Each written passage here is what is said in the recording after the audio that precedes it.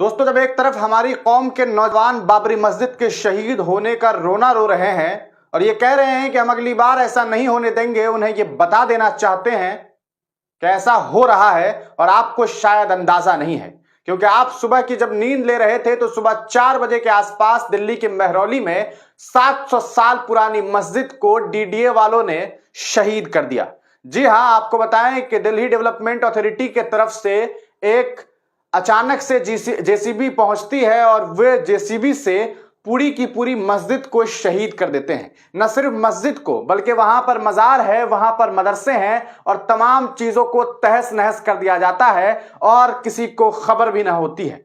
पता है क्यों? क्योंकि आप सोए हुए थे और आपके सोए हुए रहने की वजह से आपके मसाजिद को तहस नहस कर दिया गया, पुरानी मस्जिद को शहीद कर दी गई। इस पूरे मामले के बाद आपको बताएं कि सोशल मीडिया पे जो है वो जम करके तस्वीरें वायरल हो रही है, वीडियोस सामने आ रहे हैं जिसमें देखा जा रहा है कि किस तरह से मस्जिद को शहीद कर दिया गया है। या आप देख सकते हैं कि बुलडोजर चला करके मस्जिद को शहीद कर दी गई है, जेसीबी लाई गई और उससे इस मस्जिद को शहीद कर दी गई है। आप खुद अंदाजा लगा लीजिए कि किस तरह से हिंदुस्तान में आज के डेट में इस तरह के मामला सामने आ रहे हैं। ये तस्वीरें आप देखिए कि किस तरह से फोर्सेस पहुंची हुई है और इन फोर्सेस ने मिल करके मस्जिद को शहीद कर दिया है। और लगातार आप देख सकते हैं कि किस तरह से जेसीबी बुलडोजर्स जो हैं वो आपको दिखाई दे रही है।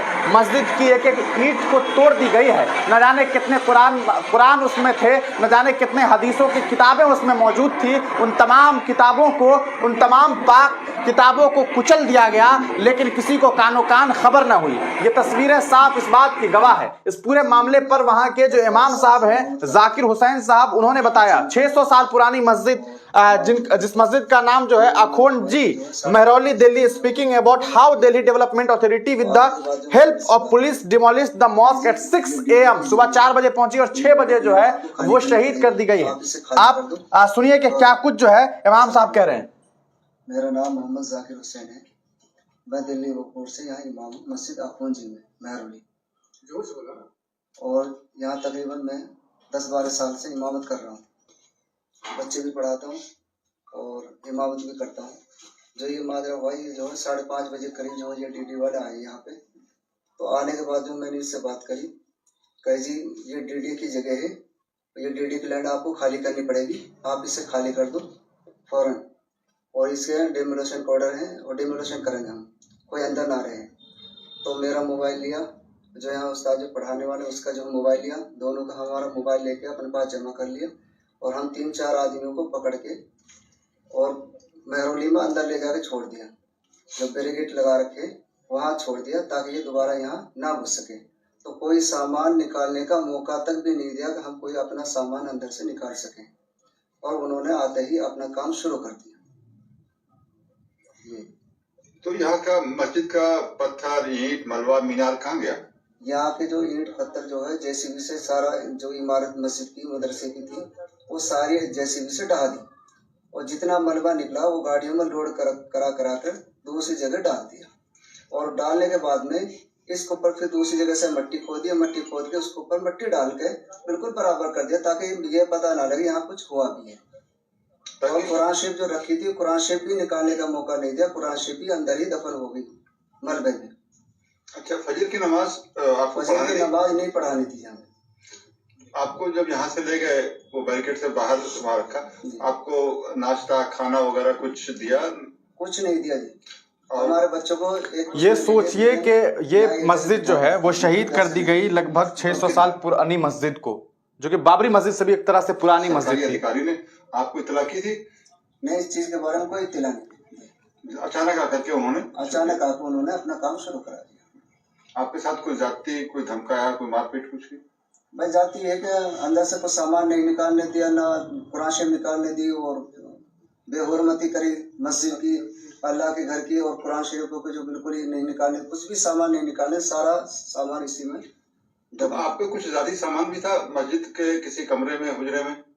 जी, जाती सामान हमारे जो है तो सोच सकते हैं दोस्तों, ये मस्जिद के इमाम साहब हैं जो सीधे सीधे ये बात कह रहे हैं कि किस तरह से मस्जिद के अंदर जो कुरान वहां पर मौजूद था, उसके बाद हदीस की किताबें थी, उन तमाम किताबों को भी जो है वहां से निकालने नहीं दिया गया और उस पर बुलडोजर चलाया गया, जिसकी वजह से कुरान की भी बेहुरमती हुई और इस तरह से एक मस्जिद को शहीद कर दी गई। हम ये रोना रोते हैं कि जिस मस्जिद में हमने 500 साल तक नमाज पढ़ी उसे शहीद कर दी गई। जो मस्जिद 1528 में बनी, सोचिए कि 600 साल पुरानी मस्जिद, जो मस्जिद आपको महरौली में 600-700 लगभग ये 700 साल पुरानी मस्जिद है। और बात करें अगर इस मस्जिद के बारे में, आप देख सकते हैं कि कुरान सहित हदीस की दीगर किताबें निकालने को नहीं दिया मौका। मस्जिद सहित अन्य धार्मिक स्थल पर भी चलाया गया था बुलडोजर। महरौली में 700 साल पुरानी मस्जिद, कब्रिस्तान, मदरसा व एक मजार को भी डीडीए ने रात के अंधेरे में जमींदोज कर दिया। दोस्तों, सुबह सवेरे आप समझ सकते हैं, ठंड का वक्त है,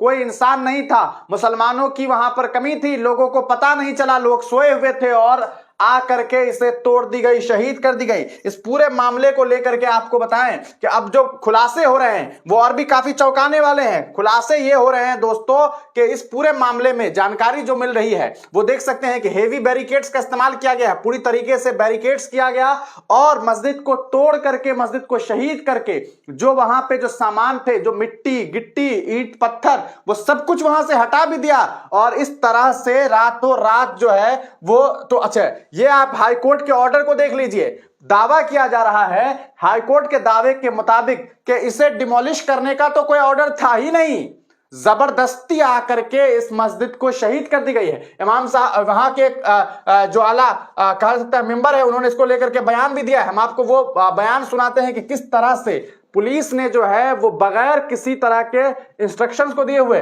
demolish the 800 year old structure. मैं आपको बता रहा हूं ये लगभग 600-700, मैं 700 साल कह रहा हूं, अगर आप इसके डेटा को निकालेंगे तो ये लगभग वही 750-600 से लेकर के 800 साल पुरानी मस्जिद होने की बात सामने आ रही है। इसको लेकर के क्या कुछ बयान सामने आया है, ये सुनिए पहले आप। इमाम साहब से और जो मस्जिद कमेटी के जिम्मेदार थे उनसे ये आपको वहां जी, उनको 1997 में एसडीएम ऑर्डर हुआ और उसके बाद 2012 में हाई कोर्ट का ऑर्डर हुआ डिमार्केशन का। तो डिमार्केशन का ऑर्डर है, दिखाएंगे इमाम साहब के पास है, दिखाइए, देखो डिमार्केशन का ऑर्डर था। प्रशासन ने बजाय इसके उसका डिमार्केशन डीडीए वगैरह करा के उसको नजरअंदाज किया, कोर्ट के हुक्मों को पहले से कुचलते हुए उसको डेमोलिश कर दिया। डेमोलिशन का कोई ऑर्डर नहीं था। हमने पूछा पुलिस प्रशासन से भी कि आपके पास कोई ऑर्डर है, उन्होंने कहा कि हमें ऊपर से ऑर्डर आया कि हमें प्रोटेक्शन। इसमें कहीं भी डेमोलिशन लिखा है क्या इस ऑर्डर में? कहीं डेमोलिशन नहीं है, कोई डेमोलिशन का ऑर्डर नहीं है। तो ये सोचिए कि बगैर किसी डेमोलिशन के ऑर्डर के इस मस्जिद को रातों रात शहीद कर दी गई। ये साजिशन सारा का सारा मामला सामने आया है। इस बात से आप अंदाजा लगा सकते हैं कि किस तरह से इस देश में शासन प्रशासन जो है वो सिर्फ और सिर्फ कुछ चंद लोगों के लिए काम कर रही है और एक खास मजहब के खिलाफ उतर गई है। यही इसी का नतीजा है कि 700-800 साल पुरानी मस्जिद को इस तरह से देर रात सुबह सवेरे जो है अंधेरे में शहीद कर दी जाती है और लोगों को खबर तक नहीं होती है। एक तरफ मुसलमानों का ये रोना है, हम तमाम लोग ये सोचते हैं कि किस तरह से बाबरी को शहीद की गई, लेकिन बाबरी तो एक बाबरी थी, उस बाबरी के बाद भी कई मस्जिदों को शहीद करने की खबर लगातार आती रही है। और एक मस्जिद जो कि बाबरी मस्जिद से भी काफी पुरानी मस्जिद है, उसे इस तरह से रातों रात शहीद कर देना यह बताता है कि किस तरह से प्रशासन जो है वो जानबूझ करके इस तरह के काम को अंजाम दे रही है। No notice was served before demolition so as to make sure that Muslim don't reach court, is there no rules for the authorities. तो ये पूरा का पूरा मामला है। सुनिए और क्या कुछ कह रहे हैं लोग, ये सुनिए। जब सब कुछ तोड़ चुके अंदर तो अब ना जाने देने की क्या वजह है? अब क्या बाकी बचा है? वजह ये थी कि हमें ना कमरे पूरी मजारें तोड़ दी थी, उसमें डेड बॉडी भी दिख रही थी, हमारी जो है सारा कुछ दिख रहा था। तो अब दिन में जैसे जाते तो हम भटकते, हमारी जिनकी माँ बहन है, जिनकी हमारे भाई की मम्मी है, बेपर्दगी हो रही थी। उनकी जो कब्रें जो खुल गई थी, अब अपनी गलतियों पे मिट्टी डालने के लिए उस कब्र पर मिट्टी डाल के उसको कर रहे थे, सही इंतजाम कर रहे थे, इसलिए नहीं जाने दे रहे थे। अभी भी अंदर काम चालू लगे हुए हैं और बड़ी मुश्किल से मौलाना साहब ने उनसे वो करीब जब जाके इजाजत दी 4 आदमियों को, साहब लेके गए थे 4 आदमियों को लेकर के।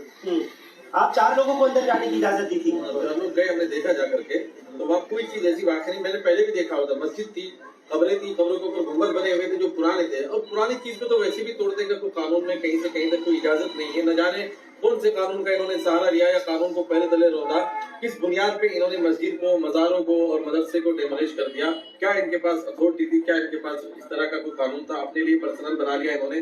कानून हमारे लिए, पब्लिक के लिए, इनके लिए कोई कानून नहीं है, सरकारी एजेंसियों के लिए कोई कानून नहीं है। सरकारी एजेंसियां ताकत के बलबूते पे जो चाहती है कर देती है। दिल्ली में देख रहे हैं आप, ताकत के बलबूते पे कितने मज़ारों को और मस्जिदों को शहीद कर दिया गया। इसी तरीके से यहाँ पर भी किया गया। पहले से कोई किसी तरह का नोटिस नहीं दिया गया।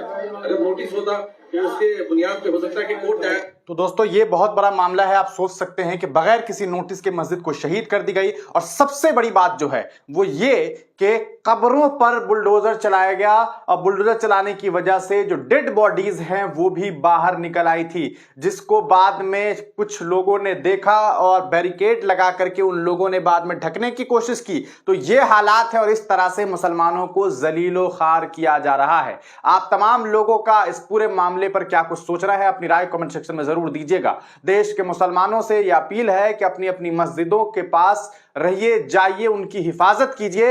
ये नहीं कि सिर्फ और सिर्फ सोशल मीडिया पे बैठ करके लिखते रहिए कि हमसे हमारी बाबरी छीन ली गई है। अगर आप सोए हुए रहेंगे तो देर रात आपकी नींद में कई सारे लोग जो है इसका, आपकी नींद का फायदा उठाएंगे और इसी तरह आपकी मसाजिदों को आपसे छीन ली जाएगी। आप तमाम लोग अपनी राय कमेंट सेक्शन में जरूर दीजिएगा। तब तक के लिए दीजिए इजाजत, फिर मिलेंगे किसी नई वीडियो के साथ, किसी नई पेशकश के साथ।